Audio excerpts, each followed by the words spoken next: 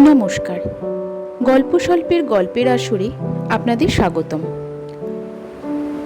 আজকের গল্প লাল কালো, লেখক নিহার রঞ্জন গুপ্ত, গল্প পাঠে মৌসুমী। শো শো শাট শাট। অন্ধকারে গুলি চলছে অবিশ্রাম। অন্ধকারের মধ্যে উভয় পক্ষে প্রায় ঘণ্টাখানেক ধরে গুলি বিনিময়ের পর একসময় গুলির শব্দ থেমে এলো। অবনীশ হাতের মুঠোয় লোডেড পিস্তলটা ধরে অনেকক্ষণ চুপচাপ দাঁড়িয়ে রইলেন, কান পেতে গুলির শব্দ শোনার জন্য। কিন্তু মুহূর্তগুলো গড়িয়ে যাচ্ছে, কোনো গুলির শব্দই আর শোনা যাচ্ছে না। পাশে হাত তিনেকের ব্যবধানে দাঁড়িয়েছিলেন অ্যাসিস্ট্যান্ট সাব ইন্সপেক্টর বরদকুল্লা খান। সে বললে, ব্যাটা বোধ হয় খতম হয়ে গেছে স্যার। খতম নাও হতে পারে খান সাহেব, রহিম শেখের ব্যাপারটা একটা ধোকা দেওয়ার চেষ্টাও হতে পারে। আর ঠিক সেই মুহূর্তে অন্ধকারে একটা গুলি অবনীশের ডান হাত বিদ্ধ করল। অস্ফুট একটা যন্ত্রণাকাতর শব্দ করে অবনীশ বা হাতের ডান হাতের ক্ষতটা চেপে ধরলেন। তারপর আবার চুপচাপ। গুপ্তচরের মুখেই অবনীশ সংবাদটা পেয়েছিলেন, দুর্ধর্ষ ডাকাত রহিম শেখ তার গ্রামের ডেরায় আসবে রাত্রে, তার 5 মাসের বাচ্চাকে দেখ। সেই গুপ্ত সংবাদ পেয়ে অবনীশ রহিম শেখের গ্রামের বাড়িটা ঘেরাও করেছিলেন এবং মশার কামড় খেয়ে বাড়ির অনতি দূরে জঙ্গলের মধ্যে অন্ধকারে 10 জন সশস্ত্র পুলিশ ও এএসআই বরদকুল্লা সাহেবকে নিয়ে ঘাপটি মেরে সময়ের প্রতীক্ষা করছিলেন। রাত তখন ঠিক 11টা। অতঃপর কি করবেন অবনীশ যখন ভাবছেন, শত্রু শিবির থেকে আচমকা গুলিবর্ষণ শুরু হলো। অবনীশও আর চুপ করে থাকলেন না, ফায়ারিং এর নির্দেশ দিলেন। শুরু হলো উভয় পক্ষের গুলি বিনিময়। 1 ঘন্টা ধরে চলল প্রায় পরস্পরের মধ্যে গুলি বিনিময়। অবনীশ অবশ্য জানতেন রহিম শেখ ডাকাতকে সহজে করায়ত্ত করা যাবে না। প্রায় 1 বছর ধরে তককে তককে থেকে আজ পেয়েছেন এই সুযোগটা। গুলিটা অবনীশের হাতে খুব ডিপ গর্ত করতে পারেনি। পকেট থেকে রুমালটা বের করে অবনীশ বরদকুল্লাকে বললেন, ক্ষতস্থানটা বেঁধে দিতে। আবার স্তব্ধতা। অন্ধকারে কেবল একটানা ঝিঝির ডাক শোনা যাচ্ছে, একটানা আর মৃদুপত্র মর্মর।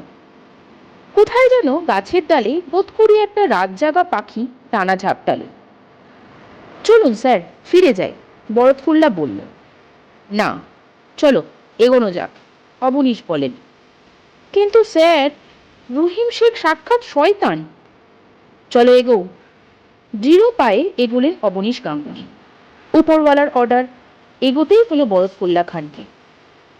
বুনো আগাছা, বিন্না ঘাস ও কাটা মনসার এবং রামচিতার জঙ্গলটা থেকে বের হয়ে 10 পা প্রায় এগোতেই অন্ধকারে একটা টিমটিমে আলো দেখা গেল। কিছুক্ষণ দাঁড়িয়ে অবনীশ কান পেতে রইলেন। তারপর হাতের মধ্যে গুলি ভরা পিস্তলটা ধরে এগোতে লাগলেন নিঃশব্দে, সতর্ক পায়ে সামনের দিকে। আলো আসছিল একটা টিনের চালার ভেতর থেকে।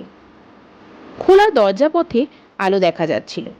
সন্তর্পণে প্রাণ হাতে করে অসীম সাহসে এগিয়ে খোলা দরজা পথে উকি দিলেন অবনীশ এবং ঘরের মধ্যে উকি দিয়ে থমকে দাঁড়ালেন। ঘরের এক কোণে টিম টিম করে একটা হ্যারিকেন জ্বলছে, আর মেঝেই পড়ে আছে পাশাপাশি দুটো দেহ, একটা সন্ডা মার্কা পুলিশের দেহ আর পাশে শাড়ি পরা একটা 22-23 বছরের স্ত্রীলোকের রক্তাক্ত মৃতদেহ। এবং সেই রক্তাক্ত স্ত্রীলোকের বুকের পাশে হাত পা নেড়ে একটা শিশু আপন মনে খেলা করছে। তখন পাশাপাশি বলতে গেলে রক্তাক্ত মৃতদেহ এবং তার মধ্যে ওই শিশুটি, মৃত্যুর মধ্যে একটি প্রাণের স্পন্দন যেন। বরদকুল্লা বলেন, ওই দেখুন স্যার। দেখেছি। ওই রহিম শেখ না? হ্যাঁ স্যার।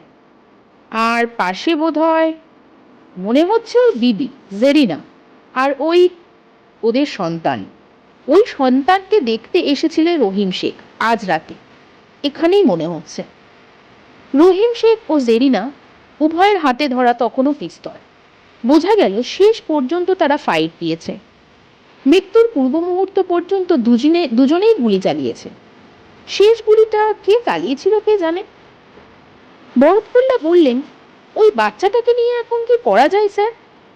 একটা কিছু ব্যবস্থা তো করতেই হবে, তাই ভাবছি কি করা যায়। নদীর ধারে গ্রামের একেবারে শেষ প্রান্তে বলতে গেলে রহিম শেখের কুঠি।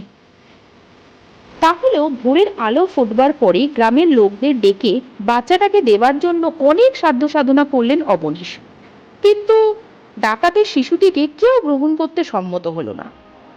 তাহলে কি করা যায় স্যার? বরদকুল্লা আবার প্রশ্ন করে।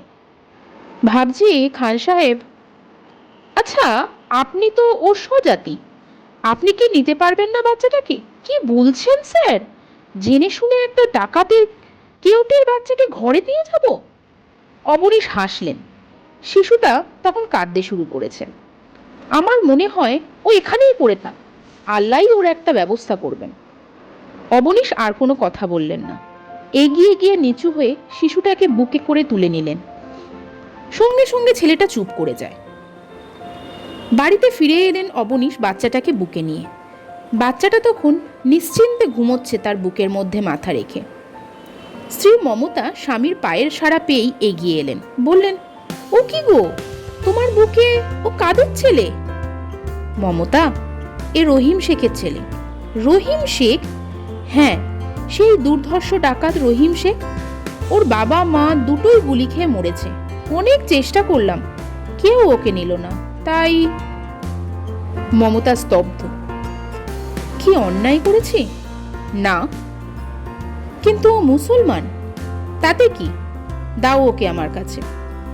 অবনীশ গাঙ্গুলি, ব্রাহ্মণের স্ত্রী মমতা গাঙ্গুলি রহিম শেখের শিশুটিকে বুকে তুলে নিলেন। একটি যেন চাঁদের টুকরো, টকটকে গায়ের রং, এক মাথা কোকড়া কোকড়া চুল, একটি যেন মোমের পুতুল। কি নাম গো ওর? জানি না তো। তা তুমি যখন ওর মা হলে একটা নাম দাও না। আমাদের ছেলে দেখতে কালো, তাই তুমি ওর নাম রেখেছ কালো, কৃষ্ণেন্দু। আমি দিই ওর নাম টুকটুকে লাল, ললিত। 4 মাসের শিশু লাল অবনীশের 10 মাসের শিশু কালোর সঙ্গে অতঃপর মানুষ হতে লাগলো। কালো কৃষ্ণেন্দু শান্ত, শিষ্ট, নিরীহ, গোবেচারী টাইপের, আর যত বড় হতে লাগলো লাল, ললিত অশান্ত, অস্থির প্রকৃতির ও দুরন্ত হয়ে উঠতে লাগলো। অবনীশ তখন বাঁকুড়ায় পোস্টেড। উপরের ঘটনার 1 মাসের মধ্যে অবনীশ বদলি হয়ে চলে এসেছেন প্রমোশন পেয়ে। এখন তিনি ইন্সপেক্টর থেকে ডিএসপি। পুলিশ সাহেবের বাংলোতে এবং বাংলোর সামনে খোলা জায়গায় 2টি শিশু দাপাদাপি করে বেড়াচ্ছে। একটির বয়স 2, অন্যটির 1.5 বছর। একটি ফর্সা টকটকে রং, অন্যটি কালো, যেন গোপাল। একটি শান্ত, অন্যটি অশান্ত। অবনীশ আর মমতা যেন ভুলেই গেছে লাল মুসলমানের সন্তান। লাল আর কালো দুটোতে বড় ভাব, একসঙ্গে খেলে, একসঙ্গে খায়, একসঙ্গে শোয়। আরো কয়েক বছর পর অবনীশের আরো প্রমোশন হয়েছে।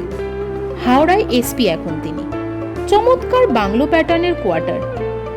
কালোর বয়স এখন 14, লাল 13.5 বছরের। 2 কিশোর। কালো একটু রোগাটে ধরনের, লাল কিন্তু বেশ হৃষ্টপুষ্ট। দুজনেই স্কুলে পড়ে, একই ক্লাসের ছাত্র। লেখায় পড়ায় দুজনেই ভালো। খেলাধুলায় লাল কালোর চাইতে ভালো, যাকে বলে একেবারে চৌকস। বয়স বাড়ার সঙ্গে সঙ্গে লাল আরো দুরন্ত, আরো দুষ্টু হয়েছে। রহিম আর করিম শেখ 2 ভাই। রহিম বড়, করিম ছোট। 1.5 বছরের ছোট বড় ছিল ওরা একে অন্যের থেকে। ডাকাতি করে বেড়াতো 2 ভাই। 13 বছর আগে যে রাত্রে পুলিশের এনকাউন্টারের পর পুলিশ যে 2টো মৃতদেহ টিনের চালার মধ্যে রক্তাক্ত অবস্থায় পায় এবং যাকে বরদকুল্লা শনাক্ত করে রহিমের মৃতদেহ বলে, আসলে কিন্তু সেটা রহিমের মৃতদেহ ছিল না, সেটা ছিল গুলিবিদ্ধ করিমের মৃতদেহ। ডান চোখে গুলি লাগায় মুখটা কিছুটা বিকৃত হয়ে যাওয়ায় বরদকুল্লা ঠিক চিনতে পারেনি করিমকে। তাছাড়া সংবাদ পেয়েছিল তারা গুপ্তচরের মুখে রহিম আসছে সে রাত্রে ঘরের ছেলেকে দেখতে। ছেলেকে সে বড় ভালোবাসত। রহিমের সঙ্গে করিমও ছিল, জানতে পারেনি পুলিশ। পুলিশের গুলিতে ঘটনাস্থলে করিম মারা যায়। রহিম পায়ে ও হাতে আহত হয়ে কোনো মতে অন্ধকারে ছুটতে ছুটতে গঙ্গার ধার পর্যন্ত গিয়ে গঙ্গায় ঝাঁপিয়ে পড়ে। সবাই জানল রহিম শেখেরই মৃত্যু হয়েছে। মাস তিনেক রহিম গা ঢাকা দিয়ে পালিয়ে বেড়ালো। তারপর এক রাত্রে গ্রামে ফিরে এলো সৎ ছেলের সন্ধানে। এসে শুনল ইন্সপেক্টর সাহেব তার ছেলে চাঁদকে শেষ পর্যন্ত সঙ্গে করে নিয়ে গিয়েছেন এবং বলেছেন ছেলেটিকে অনাথ আশ্রমে দিয়ে দেবেন। রহিম শেখ জানতো না ইতিমধ্যে অবনীশের প্রমোশন হয়েছে এবং তিনি অন্য জেলায় এসপি হয়ে গিয়েছেন। তবু কি ভেবে চারদিকে যেসব অনাথ আশ্রম ছিল সেখানে ছেলের খোঁজ করলো, কিন্তু পেল না। ছেলের কোনো সন্ধান মিলল না। রহিম ভাবতে পারেনি এক ব্রাহ্মণ পুলিশ অফিসার একটি মুসলমানের শিশুকে তার নিজের ঘরে নিয়ে গিয়ে তার নিজের সন্তানের সঙ্গে লালন পালন করবেন। ছেলের কথা ভুলতে পারে না রহিম। চাঁদের টুকরোর মতো দেখতে ছিল বলে রহিম তার নাম দিয়েছিল চাঁদ। একটা তীব্র প্রতিহিংসায় রহিম হন্যে হয়ে ছেলের সন্ধান করে বেড়াতে লাগলো এবং কেবল ছেলেকে খুঁজে পাওয়া নয়, অবনীশকে হত্যা করবে, সে তার খুনের বদলা নেবে মনে মনে প্রতিজ্ঞা করে। অনেক ঘুরে ঘুরে অনেক সন্ধানের পর এক আকস্মিক ঘটনায় রহিম জানতে পারে এক রাতে তার চাঁদ কোনো অনাথ আশ্রমে নয়, সে পালিত হচ্ছে সন্তানের মতন সেই পুলিশ অফিসার অবনীশ গাঙ্গুলির গৃহে তার নিজের ছেলের সঙ্গে পাশাপাশি। এবং সেই পুলিশ অফিসার এখন কলকাতার DC, deputy commissioner of police, পুলিশের এক জাঁদরেল বড় কর্তা। দীর্ঘ 13 বছর পরে বরতকুল্লা সাহেব মধুপুরের কাছাকাছি এক খুনের তদন্ত করতে সাধারণ সিভিল বেশে যায় এবং তদন্ত সেরে মধুপুর স্টেশনে এসে ডাউন ট্রেনের অপেক্ষায় প্ল্যাটফর্মের পরে পায়চারি করে। রাত তখন অনেক, ট্রেন আসতেও ঘণ্টাখানেক দেরি। সেই মধুপুর স্টেশনেই দেখা হয়ে গেল আকস্মিক বরতকুল্লা ইন্সপেক্টরের সঙ্গে রহিমের। রহিম তখন সকলে জানে, মানে পুলিশের খাতায় তার নাম করিম শেখ। রহিমও ব্যাপারটা জানতো। আসলে করিম যে রাত্রে মারা গিয়েছিল এবং রহিম যে এখনো জীবিত, পুলিশ তখনও জানে না। রহিম তখন ওই তল্লাটেই ছদ্মবেশে আত্মগোপন করে বেড়াচ্ছে, পুলিশের চোখে ধুলো দিয়ে। গ্রীষ্মকাল, মধুপুরে প্রচন্ড গরম। সাধারণ সিভিল ড্রেসে ছিল বরতকুল্লা খান।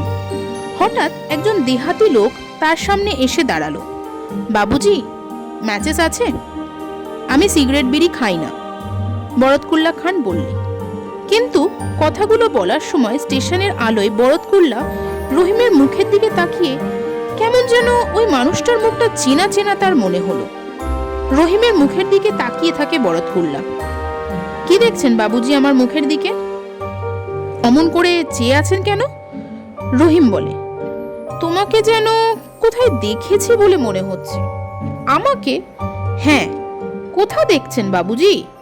তুমি কি মুর্শিদাবাদে কখনো ছিলে? রহিম চমকে ওঠে এবং বলে, আমি না, সেখানে কখনোই যাইনি। রহিম কথাগুলো বলে সরে পড়বার জন্য পা বাড়ায়। বরতকুল্লা বাধা দেন, দাঁড়াও দাঁড়াও। একই গ্রামে বাড়ি থাকার দরুন করিম ও রহিম দুই ভাইকেই বরতকুল্লা খুব ভালোভাবেই চিনত, আর বরতকুল্লাকেও করিম ও রহিম ভালো করেই চিনত। এবং রহিম শুনেছিল রেডের রাত্রে ইন্সপেক্টর অবনীশ গাঙ্গুলির সঙ্গে বরতকুল্লা খানও ছিল। রহিমও বরতকুল্লা খানকে চিনেছিল ততক্ষণে। রহিম সঙ্গে সঙ্গে কোমরের পিস্তলটা টেনে বের করে এবং কঠিন গলায় বলে, চিনতে আপনাকে আপনি ভুল করেননি সাহেব, আমি রহিম শেখের ভাই করিম শেখ। এভাবে কোনোদিন আপনার সঙ্গে দেখা হয়ে যাবে কখনো ভাবিনি। শান্ত গলায় রহিম তার মিথ্যে পরিচয় দিল। করিম শেখ? হ্যাঁ হুজুর, ভীত করিম শেখ। এতদিনে ভাইয়ের দেনা নেবার সুযোগ এলো, আল্লাহকে ধন্যবাদ। কথাগুলো বলে বরতকুল্লাকে লক্ষ্য করে গুলি ভরা পিস্তলটা উঁচিয়ে ধরে রহিম শেখ। আমাকে তুই মারবি করিম? হ্যাঁ, কুকুরের মতোই গুলি করে মারব, কিন্তু তার আগে একটা কথা জানার আছে আমার। বেটা চাঁদ কোথায়? কোন অনাথ আশ্রমে রেখেছে তাকে? চাঁদ? হ্যাঁ হ্যাঁ, চাঁদ কোথায়? সে তো সেই পুলিশ সাহেবের ঘরেই এখনো আছে, আমি জানি। কিরকম? হ্যাঁ, তার বেটার মতনই পালিত হচ্ছে সে তার ঘরে। মুসলমানের ছেলেকে বামুন তার ঘরে নিয়েছে, ধাপ্পা দেওয়ার আর জায়গা পাওনি? যা বলছি সব সত্যি। অবনীশ গাঙ্গুলি এখন কলকাতার ডিসি, তার ঘরেই আছে তোর ভাই বেটা। ঠিক আছে, তোমার কথা যদি সত্যি হয় তাহলে তোমাকে খুন করব না, আর যদি মিথ্যে হয়, ইবলিশের বাচ্চা তুই আমার হাত থেকে বাঁচবি না। যেখানে থাকিস না কেন আমি তোকে খুঁজে বের করবই, তারপর কুত্তার মতন তোকে গুলি করে মারব। কথাগুলো বলে চকিতে রেল লাইন পার হয়ে রহিম অন্ধকারে মিলিয়ে যায়। ওদিকে হেডলাইট জ্বালিয়ে ডাউন ট্রেনটা গর্জন তুলে ছুটে আসছে। পরদিনই ডাউন কলকাতা মেলে রহিম কলকাতায় চলে এলো। কলকাতা শহরে সে কোনোদিন আসেনি। অচেনা অজানা শহরে, তাছাড়া বিরাট শহর কলকাতা। রহিমের মতন গেয়েও লোক, তাছাড়া একজন ডাকাত, যে মানুষের সমাজে বারবার এড়িয়ে এসেছে। হাওড়া স্টেশনে পা দিয়ে যেন দিশেহারা হয়ে পড়ে। গিজগিজ করছে মানুষ, মানুষের ভিড়ে পা ফেলাই কষ্ট। স্টেশনের বাইরে এসে রহিম আরো বিভ্রান্ত হয়ে পড়ল। বাস, ট্রাম, ট্যাক্সি, প্রাইভেট কার কোথা থেকে যে কখন গায়ের উপর এসে পড়বে, আতঙ্কিত রহিম দুপা এগোয় তো দুপা পিছিয়ে আসে। এই অসংখ্য মানুষের ভিড়ে সে সেই পুলিশ ডিসি অবনীশ গাঙ্গুলিকে খুঁজে বের করবে কেমন করে? দিশেহারা রহিম কোনো মতে ভিড়ের মধ্যে দিয়েই পথ করে এগোতে থাকে। এই এতগুলো বছর জীবনে কেটে গেছে, চোখে ধুলো দিয়ে দিয়ে পালাতে পালাতে আজ সেও ক্লান্ত। তার সেই পূর্বের তেজ বা শক্তি কিছুই নেই। মাথার চুলগুলো সামনে পেকে সাদা হয়ে গিয়েছে, মুখের দাড়িতেও পাক ধরেছে।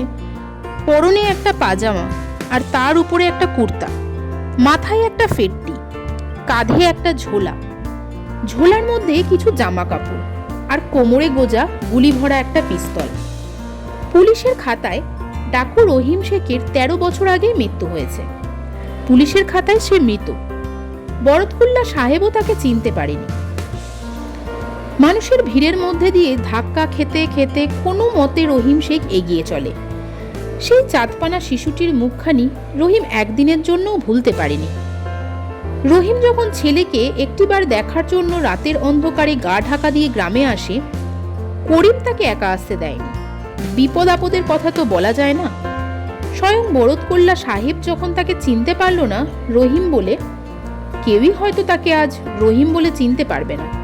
তাছাড়া অবনীশ গাঙ্গুলিও তাকে চেনেন না। তিনিও জানেন 13 বছর আগে পুলিশের এনকাউন্টারে সে রাতে রহিম শেখই মারা গিয়েছিল। পুলিশ খুঁজে বেড়াচ্ছে করিম শেখকে, তাকে রহিম শেখকে না। কিন্তু তার ছেলে চাঁদ, সেই শিশু চাঁদ আজ কিশোর বালক, তাকে কি রহিম চিনতে পারবে? পারবে, ঠিক পারবে। চিনতে রহিম তার চাঁদকে পারবে। তার স্বর্ণ চাপার মতন টকটকে ফর্সা রং, এক মাথা কোকড়া কোকড়া ঘন কালো চুল ছিল, আর কপালে রাজটিকার মতন এক লাল জরুল ছিল। তার চাঁদ, চাঁদ এখনো বেঁচে আছে। পুলিশ সাহেবের পুত্রের পরিচয়ে তার ঘরেই আছে। হঠাৎ মনে হয় রহিম শেখের, কি পরিচয় নিয়ে আজ সে দাঁড়াবে তার পুত্রের সামনে? তার বাপ, আব্বাজান। তারপর সে যখন জানতে পারবে, যদি আজও না জেনে থাকে তার বাপ দুর্ধর্ষ ডাকাত রহিম শেখ, তখন যদি চাঁদ তাকে আব্বাজান বলে না স্বীকার করে? হঠাৎ চলতে চলতে থমকে দাঁড়ালো রহিম শেখ। কয়েকজন পথচারী বিরক্তির সঙ্গে ধাক্কা দিয়ে চলে গেল। রহিম সরে দাঁড়িয়ে পুলের রেলিংটার পাশে গিয়ে দাঁড়ালো। নিচে গঙ্গা কলকল শব্দে বয়ে চলেছে। ছোট বড় নৌকা, বড় বড় জাহাজ, একটা স্টিম লঞ্চ জল কেটে চলে গেল। দুপাশে সব ইমারত। এ মুর্শিদাবাদ শহর নয়, এ কলকাতা শহর। আশ্চর্য, কথাটা একবার তো কখনো মনে হয়নি। কেন মনে হয়নি? মনে হলো না কেন? সে একজন পলাতক ডাকাত, পুলিশ তাকে হন্যে হয়ে খুঁজে বেড়াচ্ছে। তার নাম অপরাধের খাতায় আজও জমা আছে। ধরা পড়লে হয় ফাঁসি, নয় দীর্ঘমেয়াদী জেল। কলকাতা শহরের পথে পথে আজ 10 দিন ধরে ঘুরে বেড়াচ্ছে রহিম শেখ। কত পুলিশ, কত অফিসার, এদের মধ্যে অবনীশ গাঙ্গুলির ডিসি কোথায় আছে কে জানে? কেমন করে তার সন্ধান মিলবে? পথে যেতে যেতে যত কিশোর বালক চোখে পড়ে, অধীর আগ্রহে তাদের মুখের দিকে চেয়ে চেয়ে দেখে রহিম। কখনো মনে হয় ওই বুঝি তার চাঁদ, তার সেই হারানো মানিক, 13 বছর ধরে যার স্মৃতিটুকুই বুকের মধ্যে বয়ে নিয়ে বেড়াচ্ছে। অবশেষে একদিন মরিয়া হয়ে এক কর্তব্যরত পুলিশকে রহিম শুধল পার্ক স্ট্রিটের মোড়ে। ডিসি অবনীশ গাঙ্গুলি কোথায় থাকে জানো? কর্তব্যরত পুলিশটা তার মুখের দিকে তাকায়। ছিন্ন মলিন বেশ একজন পথচারী ডেপুটি কমিশনার গাঙ্গুলি সাহেবের সংবাদ চাইছে। क्या होगा कमिश्नर साहब को पता लेके, क्या मांगता तुम? साहेब আমাদের গায়েরই লোক। नहीं हम नहीं जानता। कौन गांगुली साहब का बात तुम करते हो? 2 गांगुली साहब है। एक साहब नजदीक में ওই যে পুলিশ স্টেশন है वहाँ रहता है। কথাটা বললেও কেমন যেন সন্দিগ্ধভাবে চেয়ে থাকে রহিমের দিকে পুলিশটা। আচ্ছা ভাই, সেলাম। রহিম এগিয়ে গেল। সন্ধ্যা হয়ে আসছিল। সামনের পাড়টায় পরিশ্রান্ত রহিম শেখ ঢুকে পড়ল। কয়েকটি কিশোর বালক সেখানে খেলছে।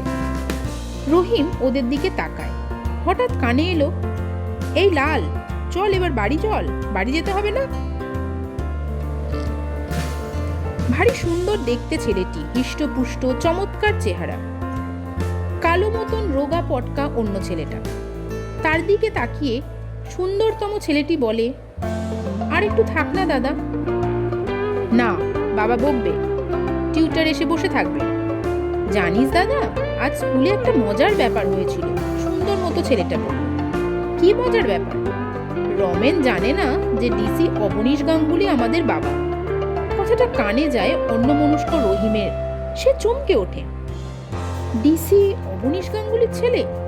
তবে কি ওই সুন্দর মতন ছেলেটা তার চাঁদ? রহিম এগিয়ে গেল ওদের দিকে। ডাকলো, খোকন বাবু শোনো। ওরা ফিরে তাকালো। একটি ভিখারির মতন লোক। ললিত বলল, আমাদের বলছো? হ্যাঁ। কি নাম তোমার? আমার নাম দিয়ে তোমার কি হবে? বলো না নামটা তোমার। ললিত মোহন গাঙ্গুলি। তোমরা বুঝি ডিসি অবনীশ গাঙ্গুলির ছেলে? হ্যাঁ। চল দাদা। 2 ভাই পাশাপাশি এগিয়ে চলে। দূর থেকে অলক্ষ্যে ওদের অনুসরণ করে রহিম শেখ ছায়ার মতো। ওরা কিছুই জানতে পারে না। ওই অঞ্চলেই একটা বাংলো প্যাটার্নের বাড়ির মধ্যে ছেলে দুটি ঢুকে গেল। দূর থেকে দেখল রহিম শেখ। গেটে সশস্ত্র পুলিশ প্রহরী। রহিম শেখ জানতে পারে এটাই ডিসি অবনীশ গাঙ্গুলির গৃহ। এইখানেই তার চাঁদ আছে। ডিসি অবনীশ গাঙ্গুলির গৃহের কিছু দূরে রহিম শেখ অনেকক্ষণ দাঁড়িয়ে রইল। গেটে সশস্ত্র পুলিশ প্রহরী, সর্বক্ষণ প্রহরী রয়েছে পুলিশ কমিশনার সাহেবের বাড়ির সামনে। সেদিনকার সেই দুর্ধর্ষ ডাকাত রহিম শেখ, যার ভয়ে কেবল সাধারণ মানুষ নয়, পুলিশেরও বুক কাঁপত। সে একদিন রাতারাতি 10 মাইল পথ হেঁটে চলে গিয়েছে। খাল, বিল, নদী, নালা, কোনো বাধাই তার কাছে বাধা ছিল না। অনায়াসে সাঁতরে পার হয়ে গিয়েছে। বন্দুকের সঙ্গে নিশানা যার ছিল কিংবদন্তির মতো। সেই ডাকাত রহিম শেখ পুলিশ কমিশনারের সাহেবের বাড়িটার সামনে দাঁড়িয়ে নিজেকে কেমন যেন অসহায় বোধ করে। 13 বছরের আগে হলে অনায়াসে রহিম শেখ সমস্ত বাধা অতিক্রম করে ওই বাড়ির মধ্যে ঢুকে তার ছেলেকে ডাকাতি করে নিয়ে পালিয়ে যেতে পারত। কিন্তু আজ সেই দুর্ধর্ষ সাহস কোথায়? ধীরে ধীরে এক সময় রহিম শেখ বাড়িটার সামনে থেকে সরে এল। কিন্তু কি একবার দুবার আকর্ষণ যেন ওই বাড়িটা, ওই লাল রঙের বাড়িটা রহিম শেখকে টানতে থাকে। রহিম শেখের একমাত্র কাজ হলো ওই কিশোর দুটোকে ছায়ার মতন অনুসরণ করা। ওরা স্কুলে যায়, স্কুল থেকে ফেরে, একজন সেপাই সঙ্গে থাকে। খেলার মাঠে যায়, সেখানেও সঙ্গে থাকে সেপাই। ওদের একজনের নাম কালো, একজনের নাম লাল, জানতে পেরেছে রহিম শেখ। কালো মতন দেখতে ছেলেটির নাম কালো, আর সুন্দর গৌরবর্ণ ছেলেটির নাম লাল। কালো মতন ছেলেটি রোগা, কিন্তু গৌরবর্ণ ছেলেটি বেশ সন্ডাগন্ডা। কে জানে ওই লাল কালো ছেলে দুটোর মধ্যে কে তার হারানো ছেলে চাঁদ? মনের মধ্যে একটা ইচ্ছা জাগে ওদের সঙ্গে কথা বলতে, কিন্তু সাহসে কুলায় না। সুযোগ সন্ধানে ফেরে রহিম শেখ। যদি কোনো সুযোগে ওদের সঙ্গে কথা বলতে পারত একটিবার। বুকের মধ্যে একটা চাপা যন্ত্রণা রহিম শেখকে অস্থির করে তোলে। একবার মনে হয় রহিম শেখের, যা হওয়ার হোক, একবার ওই বাড়িটার মধ্যে ঢুকবেই সে। তারপর যে লোকটা তার ভাই আর স্ত্রীকে গুলি করে হত্যা করেছে, তাকে খুন করে তার ওই ছেলেটাকে নিয়ে সঙ্গে করে পালিয়ে আসবে। কিন্তু কথাটা ভাবা যত সহজ, কাজটা ঠিক ততটাই কঠিন। সুরক্ষিত ওই পুলিশ কমিশনারের বাড়ি ঢুকে তার ছেলেকে নিয়ে আসা কাজটা আদৌ সহজসাধ্য নয়। আকস্মিকভাবে এক বৈকালে সুযোগটা মিলে যায়। স্কুলে সেদিন কালো আর লালের বার্ষিক স্পোর্টস ছিল। স্পোর্টসের পর দুই ভাই স্কুল থেকে বের হয়ে পড়েছিল। স্কুল কম্পাউন্ডের বাইরে এলো। যে সেপাইটা ওদের নিয়ে যাওয়া আসা করে তখনও সে পৌঁছায়নি। ওরা দুই ভাই হাঁটতে শুরু করে বাড়ির দিকে। বাড়ি খুব একটা দূরে নয়। গেটের অনতি দূরেই রহিম শেখ ওদের পথে একটা পানের দোকানের সামনে দাঁড়িয়েছিল। সেও ওদের অনুসরণ করলো। দেখলো সেদিন ওদের সঙ্গে কোনো লোক নেই, ওরা দুজন হেঁটে চলেছে। রহিম শেখ বেশ সাহস করে এগিয়ে গেল ওদের সামনে। ছেলে দুটো দেখে ভালো করে তাকাতেই রহিমের নজর পড়ল ফর্সা মতন ছেলেটার কপালে একটা লাল জরুল চিহ্ন। চমকে উঠল রহিম শেখ। ওই ওই তার ছেলে চাঁদ। কপালে ওই লাল জরুলের জন্যই ছেলের নাম রেখেছিল রহিম চাঁদ। আরো এগিয়ে চাঁদের পাশে চলে এলো। ওই সময় কালো একটু পিছিয়ে একটা দোকান থেকে চকলেট কিনছে। চাঁদ একা দাঁড়িয়ে পথের মাঝখানে। তোমার নাম লাল না খোকা বাবু? হ্যাঁ, তুমি কে? আমি? হ্যাঁ, কে তুমি? তুমি আমার নাম জানলে কি করে? জানি। কি করে জানলে? তোমাকে তো আমি চিনতে পারছি না। না, আমাকে তো চিনবে না। কখনো তো তোমাকে দেখিনি। তোমারই নাম লাল তো? হ্যাঁ। তুমি পুলিশ কমিশনারের বাড়ি থাকো, তাই না? হ্যাঁ, তিনি আমার বাবা। তুমি ঠিক জানো তিনি তোমার বাবা, আব্বা জান? বাহ, জানবো না কেন? বোধ হয় না। মানে কি বলছো তুমি? পুলিশ কমিশনারের সাহেব দেখো না কালো, তার ছেলেও কালো। কিন্তু তুমি কত ফর্সা, ওই টকটকে সাহেবদের মতন রং। তাতে কি? তুমি তোমার মাকে জিজ্ঞাসা করো তুমি সত্যি সত্যিই তার ছেলে কিনা। আমি জানি তুমি ওদের ছেলে নও। কথাটা বলে রহিম চলে গেল। লাল হাসল। ইতিমধ্যে কালো ফিরে আসছিল। তাই দেখে রহিম চলে যাওয়ার জন্য পা বাড়ায়। লোকটা চলে যাচ্ছে দেখলো। ললিত ডাকলো, শোনো। কি? তুমি কে? আমার নাম রহিম শেখ। আমার নামটা নিশ্চয়ই তোমার বাবা পুলিশ সাহেবের মনে আছে। নামটা শুনলেই তিনি ঠিক চিনতে পারবেন। তাকেও জিজ্ঞাসা করো। কথাগুলো বলে আর রহিম শেখ দাঁড়ালো না, চলে গেল দ্রুত পায়ে। কালো ততক্ষণ এসে গিয়েছে। বাড়ি ফিরে এলো লাল। তার কিশোর মনের মধ্যে হঠাৎ যেন একটা দ্বন্দ্ব জেগেছে। রহিম শেখ কি বলে গেল? ও কথা কেন বলে গেল? বাড়িতে ফিরে পড়ার ঘরে গিয়ে বই খাতা রেখে একটা চেয়ারের উপর চুপচাপ বসে রইল লাল। মা মমতা এসে ঘরে ঢোকেন এক সময়, ডাকেন, লাল। ঘুরে তাকালো লাল মায়ের মুখের দিকে। কি হয়েছে লাল? অমন চুপচাপ বসে কেন বাবা? স্কুল থেকে ফিরে খেতে গেলে না? মা, কি বাবা? একজন মানে একটা ভিখারি মতন লোক, মুসলমান, কি বলে গেল জানো আমাকে? কি বলে গেল? বলে আমি তোমাদের ছেলে না। সে কি? হ্যাঁ মা, সত্যি। বললে তোমাকে জিজ্ঞাসা করতে। মা, আজ কয়েকদিন লক্ষ্য করছি ওই লোকটা আমাদের পিছন পিছন হাঁটছে। এতদিন বলনি কেন কথাটা? চলো খাবে, চলো। কিন্তু মা, তুমি আমারই ছেলে। তুমি আর কালো আমাদের দুই ছেলে। চলো। তবু কিন্তু কথাটা ভুলতে পারল না লাল। কেবলই ঘুরে ফিরে কথাটা তার মুখের মধ্যে আসে। ওই রাত্রেই মমতা স্বামীকে কথাটা বললেন। অবনীশ গাঙ্গুলি কথাটা শুনে চমকে উঠলেন। মমতা বললেন, কে বলো তো লোকটা? আর সে জানলই বা কি করে কথাটা? এ সেই ডাকাত নয় তো যে পালিয়ে বেড়াচ্ছিল? কি জানি, ভালো করে খোঁজ করতে হবে। বুঝতে পারছি না, রহিম শেখ তো মরে গেছিল, ভূত হয়ে গিয়েছিল। অবশ্যই তার এক ভাই করিম শেখ ছিল। মমতা বলল, করিম শেখ? রহিম শেখের এক ভাই ছিল নাকি? শুনেছি তাই। সেও ডাকাতি করত, তার নাম আজও পুলিশের ওয়ারেন্টি খাতায়। তাহলে ওই লোকটা সেই করিম নয় তো? হওয়াটা আশ্চর্যের কিছু নয়, কিন্তু ব্যাপারটা ভাবিয়ে তুলল মমতা অবনীশকে। ছেলেটাকে নিয়ে যাবে না তো আমাদের কাছ থেকে? শঙ্কা ভরা গলায় বললেন মমতা। নিয়ে যাবে? কেমন করে? ও তো তোমারই ছেলে, এতকাল ধরে ছেলের মতন পালন করে শেষটায়। তুমি বিচলিত হচ্ছ কেন মমতা? পরের দিন সকালে অবনীশ লালকে তার ঘরে ডেকে পাঠালেন। আমাকে ডেকেছো বাবা?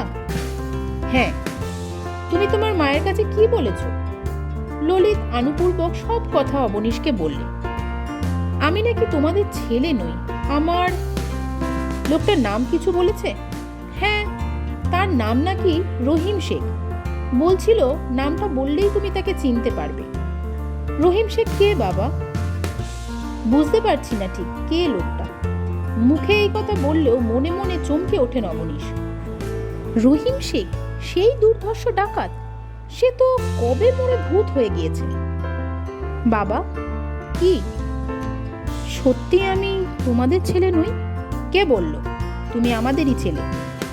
ওর সঙ্গে আবার দেখা হলে তাকে এ বাড়িতে নিয়ে এসো, কেমন? আচ্ছা। রহিম নিজেই এলো, তাকে ডেকে আনতে হলো না। সন্ধ্যার পর সেদিন অফিস ঘরে অবনীশ বসে কি কাগজ দেখছিলেন। কনস্টেবল এসে সেলাম দিল। কি বীরজু প্রসাদ? একটা ভিখারি আপনার সঙ্গে দেখা করতে চাই সাহেব। ভিখারি? হ্যাঁ, নাম বললে রহিম শেখ। চমকে উঠলেন অবনীশ। বললেন, নিয়ে এসো এই ঘরে। একটু পরে রহিম এসে ঢুকলো। সেলাম সাহেব। অবনীশ লোকটার দিকে চেয়ে থাকেন।